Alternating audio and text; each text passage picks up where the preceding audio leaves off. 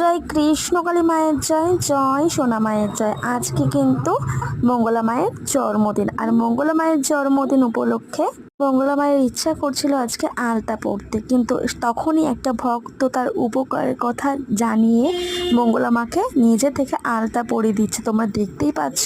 আর সাথে সাথে আর একটা ভক্ত উপকার পেয়েছে। এই যে দেখি যে ভক্ত তার কথা বলছে, সে একজনকে টাকা ধার দিয়েছিল, কিন্তু কিছুতেই সেই টাকা সে ফেরত পাচ্ছিল না। আজ হঠাৎই মায়ের নাম জপ করতে করতে তার বাড়িতে গিয়ে হাজির হয়, আর সে সাথে সাথে কিন্তু তার টাকা সব ফেরত পায়।